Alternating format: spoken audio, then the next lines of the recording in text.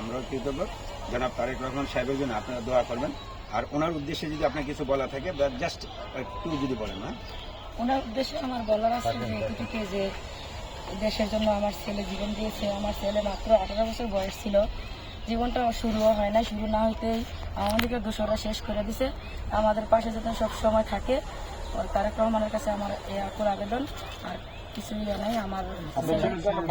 আমার ছেলের হত্যার বিচার চাই। আমি মামলা করছি, কিন্তু মামলার আসামিরা আমাকে অনেক রকমের ঠেট দিতেছে, ইয়ে করতেছে। আমি অনেক মামলার আসামি আওয়ামী লীগের দোষররা যারা, তাদেরকে আমরা মামলার আসামি করেছি। ওনারা দেশে কেউ আছে, দেশে আবার কেউ ডাকাছে, এরকম বাজে আছে, দেশে ঘোরাফেরা করতেছে, আমাদের সামনেই ঘোরাফেরা করতেছে, আমরা দেখতেছি। আবার বিভিন্ন রকম ওরা ঠান্ডা মাথায় আমার ভাইয়ের মামলার আসামি হিসেবে আমার ভাইদেরকে এই ঠেট দিতেছে। ঠিক আছে মা, থ্যাংক ইউ। আমরা আপনার যে অভাব অভিযোগ আছে, আমরা জনাব তারেক রহমান সাহেবের কাছে আমরা এটা পৌঁছে দিব, এবং আপনাকে যে থ্রেট করতেছে সেই ব্যাপারে উদ্যোগ নেওয়ার জন্য ওনাকে আমরা বলবো। আপনাকে অনেক ধন্যবাদ আমাদের এই পুরস্কার গ্রহণ করার জন্য।